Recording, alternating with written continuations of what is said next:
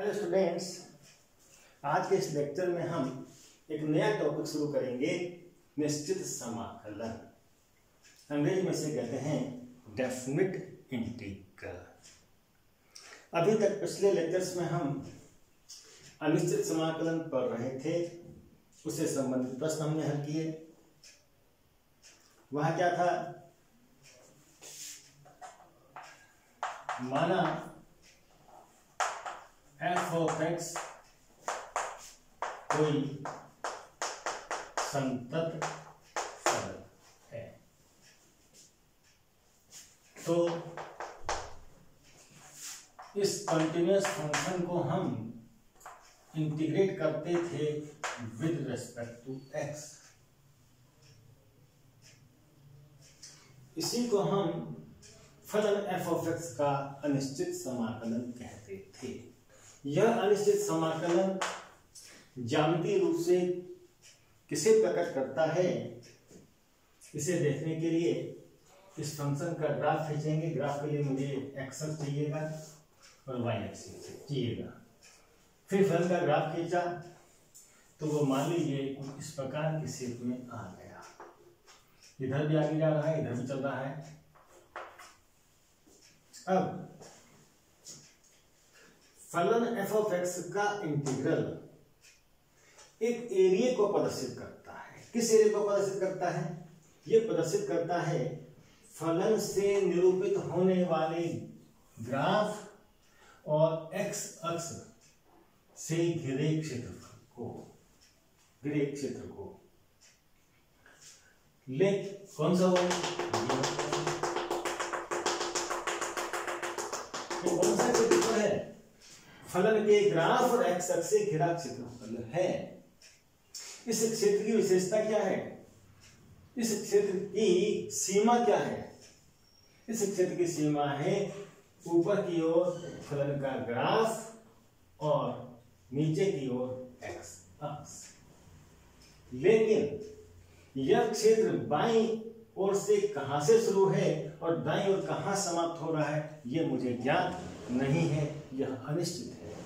इसीलिए इस इंटीग्रल को हम अनिश्चित समाकलन कहते हैं कि यह नहीं बताता कि क्षेत्र बाईं ओर कहां से शुरू है और दाईं ओर कहां समाप्त हो रहा है। तो ज्यामितीय रूप से यह इंटीग्रल किसे प्रदर्शित करता है? वक्र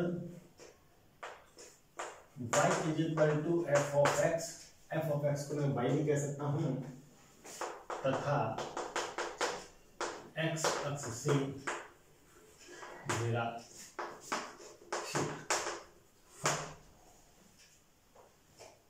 अब मैं चाहता हूं कि इस क्षेत्र की सीमा निर्धारित कर दी जाए बाईं और दाईं तरफ। बाईं ओर सीमा कैसे निर्धारित करेंगे, दाईं ओर कैसे निर्धारित करेंगे? इसके लिए फलन के डोमेन में कोई पॉइंट ले लिया मैंने x is equal to a और दाईं ओर भी एक पॉइंट ले लिया x is equal to b। x is equal to बिंदु x बराबर a से जाने वाली जो वर्टिकल लाइन है, इसको मैं रेखा x बराबर a कह सकता हूं और b से जाने वाली जो वर्टिकल लाइन है, ग्राफ तक पहुंच रही है, इस लाइन को मैं x is equal to b कह सकता हूं। यानी मैंने अब इस क्षेत्र की बाईं ओर सीमा ले ली x is equal to a और दाईं ओर सीमा ले ली x is equal to b। और अब इस फलन को इंटीग्रेट करूंगा from x is equal to a to x is equal to b। लेकिन इंटीग्रेट करते समय देखना होगा कि फलन अंतराल a b में कंटिन्यूअस होना चाहिए, कहीं इसमें वृत्त नहीं आना चाहिए, नहीं तो फिर ये बाउंडेड एरिया नहीं देगा, ये एरिया खुल जाएगा। तो फलन कैसा है? कंटिन्यूअस है। कहाँ? In interval a, close interval a b, the interval from a to b। तो माना फलन एफ ऑफ एक्स अंतराल कैसे लिया? हमने बंद लिया है। अंतराल ए बी में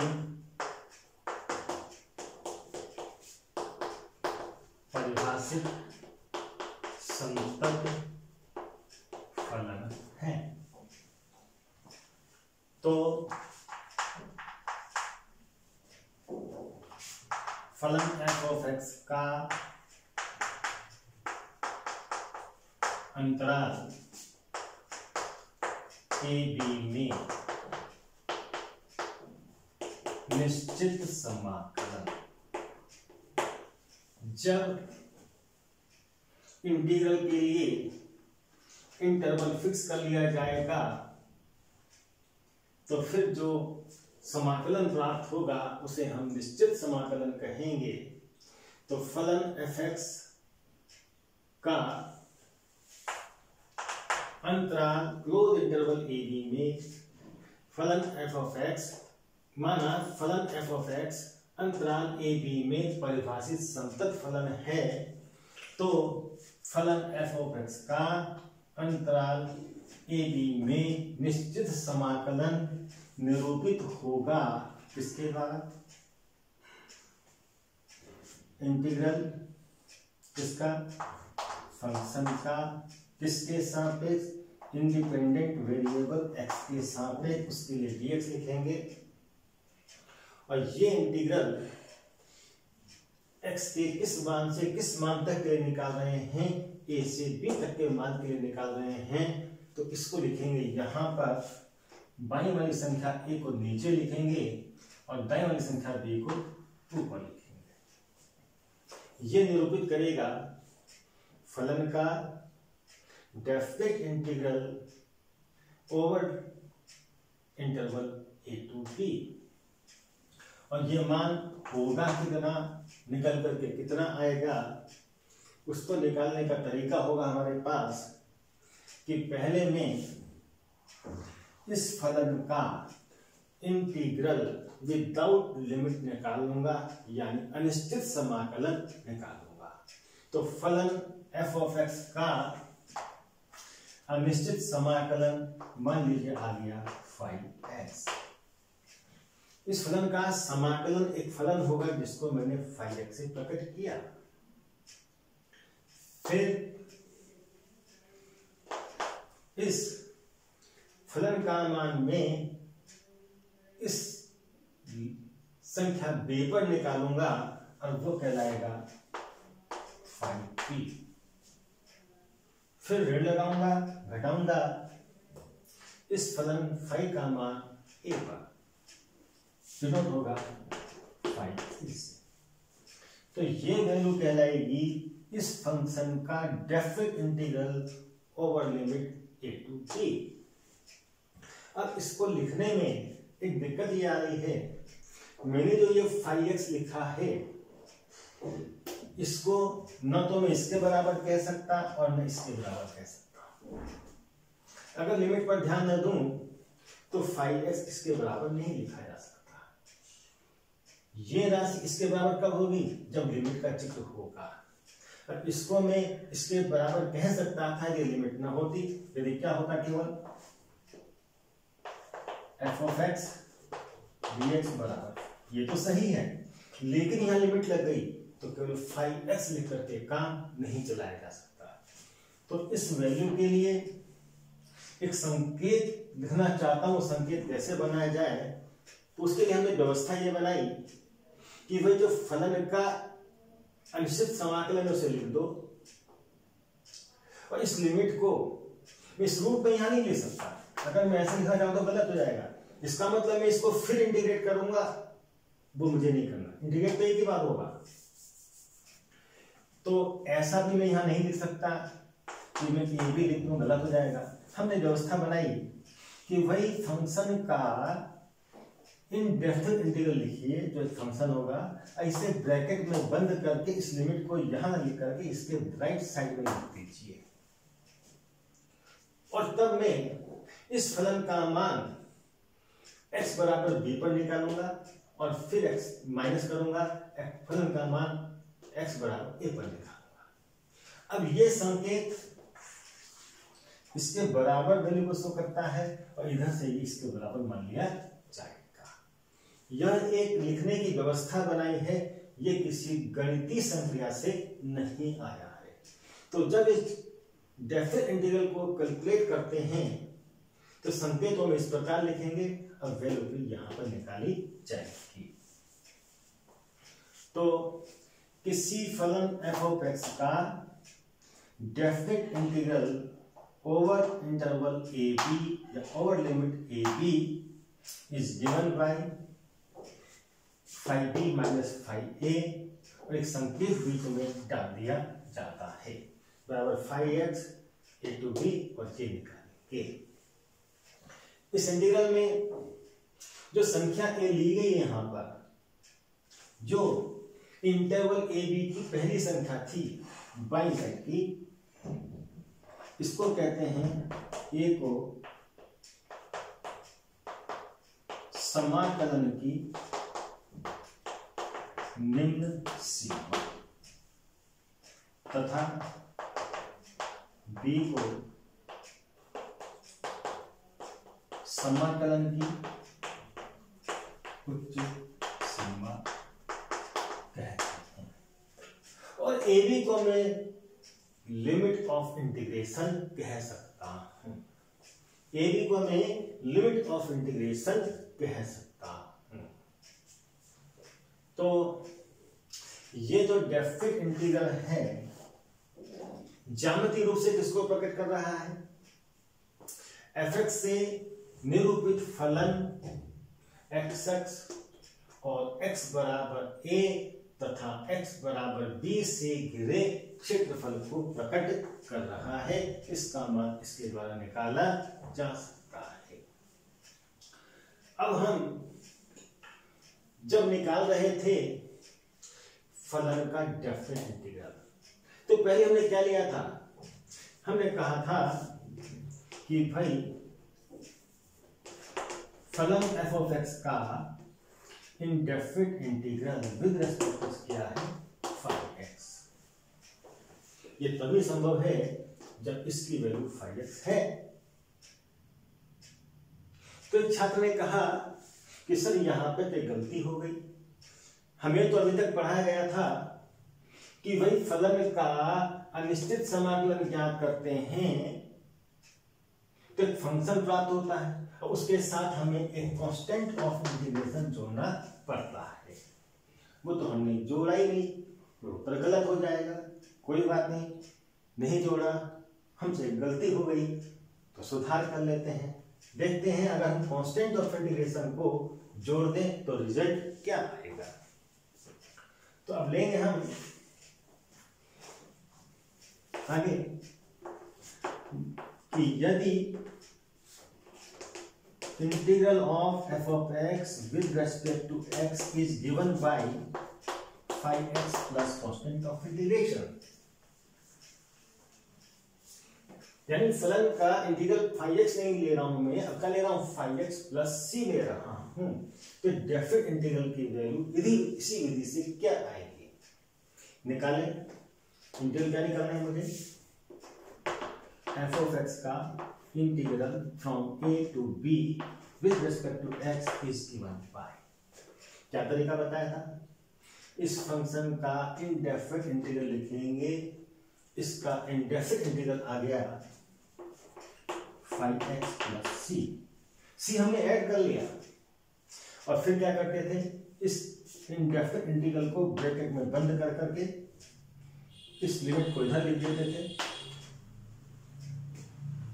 फिर इसकी value x equal to b पर निकालेंगे। कितनी आएगी? Phi b plus c। x के स्थान पर b लिखा, बाकी वैसा का वैसा कर दिया। फिर क्या किया हमने? माइनस किया, वही काम यहां भी करते थे।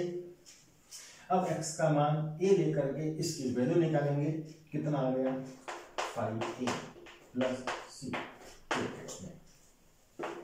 फिर ब्रैकेट खोल दीजिए। Value of function phi at x equal to b plus c minus value of function at x equal to a phi a और माइनस c।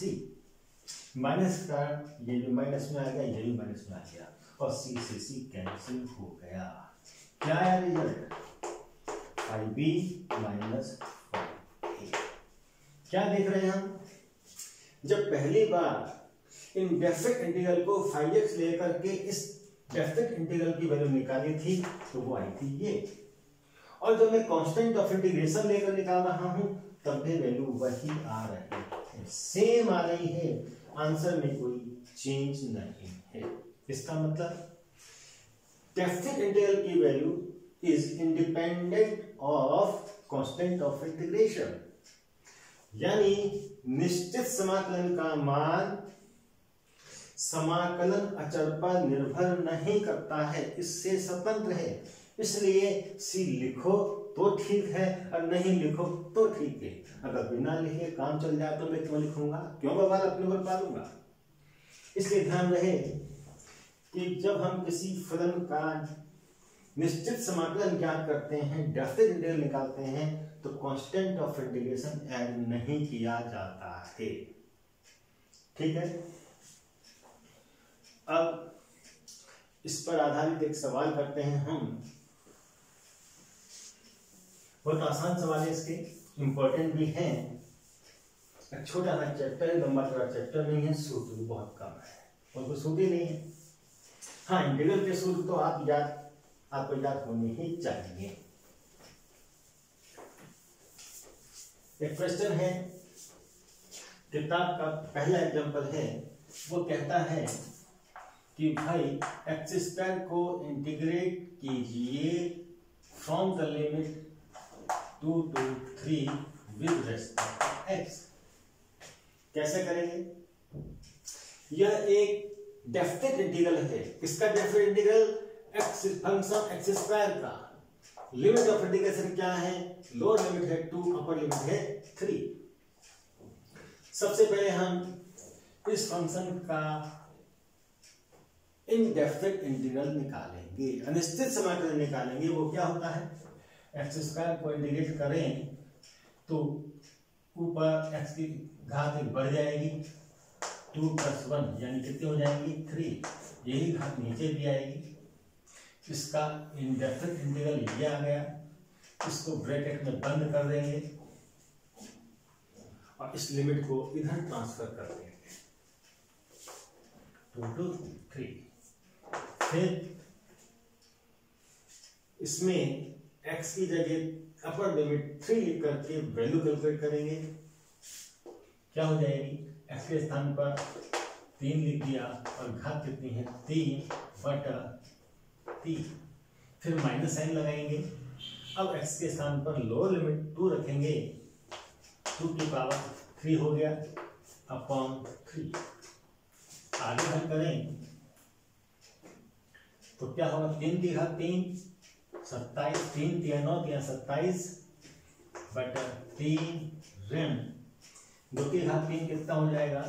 2 × 3 = 4 बने 8, 2 को 3 बार बड़ा करेंगे 8/3 बराबर हर समान है 27 ऋण 8 कितना हो गया? 19/3। इसको हल करते समय एक काम और कर सकते हैं हम कि जब इसे निकाल रहा हूं मैं, एक्स स्क्वायर को इंटीग्रेट कर रहा हूं from the limit 2 to 3 with respect to x, ये तो लिखूंगा ही मैं, एक्स की 3/3, 2 लिमिट है 2 से 3 तक। इस हर को या कांस्टेंट क्वांटिटी 1/3 को मैं इस ब्रैकेट से बाहर लेकर के भी हल कर सकता हूं। कैसे? 1/3 कांस्टेंट है, इस कांस्टेंट को बाहर निकाल दीजिए। 1/3 अंदर क्या बचेगा? x की घात 3, लिमिट क्या है? 2 to 3। आंसर में कोई अंतर नहीं आएगा। 1/3। अब इसकी वैल्यू x = 3 पर निकालेंगे, -x = 2 पर निकालेंगे।